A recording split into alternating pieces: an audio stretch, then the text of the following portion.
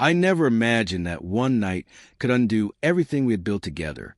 A single moment, driven by too much alcohol and a flood of unresolved emotions, unraveled years of love and devotion.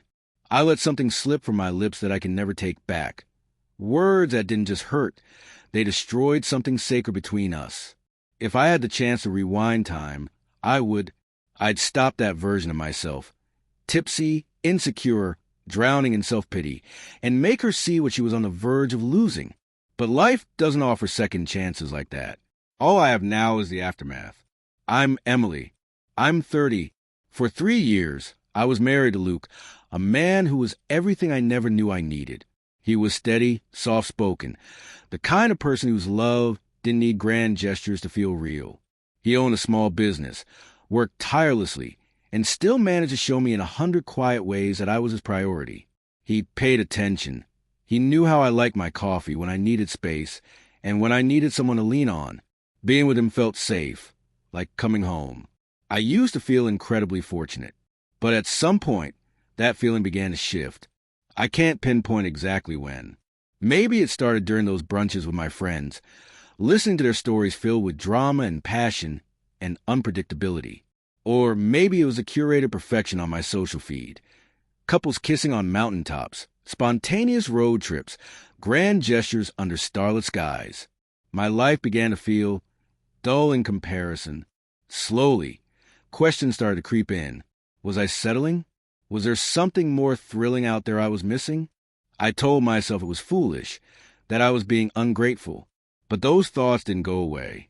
They grew louder until I could no longer hear the quiet, steady love Luke gave so freely.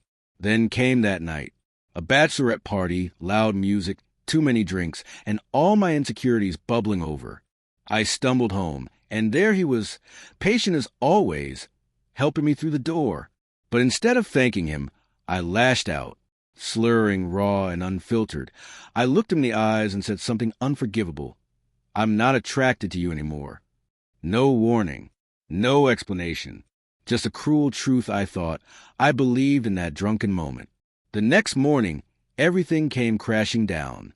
My head throbbed, and fragments of night before started piecing themselves together. He was sitting at the edge of the bed, silent, staring blankly ahead. He didn't raise his voice or accuse me. He just asked, "Is that really how you feel?" I scrambled to explain, to undo it, but it was too late. He got up, nodded quietly, and walked out, not just from the room, but from what we had. After that, there were no fights, no arguments, just a growing silence. He still came home. He still slept beside me. But the warmth in his eyes had vanished. I tried. I really did. Cooked his favorite meals. Left little notes. Talked about our early days like they could magically bring us back. One night, I reached out, hoping touch could mend what words couldn't. But his response was quiet and clear. "Not tonight, Emily. Maybe not ever again." That shattered me. I couldn't face what I'd done, so I left, telling myself I needed space. In truth, I just wanted to escape the guilt. That's when I met someone new. Loud, bold, the complete opposite of Luke. And I let him in. I let myself feel wanted. When he kissed me, I didn't stop him. Then through the window, I saw Luke, sitting alone in his car, watching. He didn't confront me. He didn't cause a scene. He just drove away. And that was the moment I knew I had broken something beyond repair.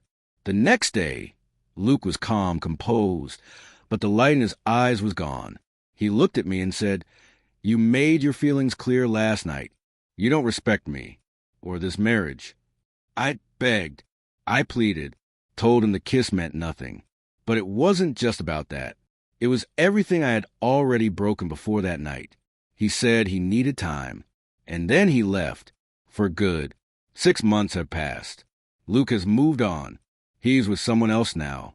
She's radiant, confident, kind. She brings out the laughter in him that I once knew so well. And me? I'm alone.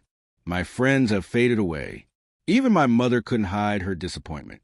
"You had something rare," she said, "and you destroyed it." She was right. There's no pretty ending to this story. No clarity that brings comfort. Just the slow, aching realization that I had something rare, something real, and I let it slip through my fingers. If there's anything worth sharing from my mistake, it's this. Don't take for granted the quiet kind of love, the kind that doesn't shout or sparkle but stays. Because once it's gone, no amount of regret can bring it back.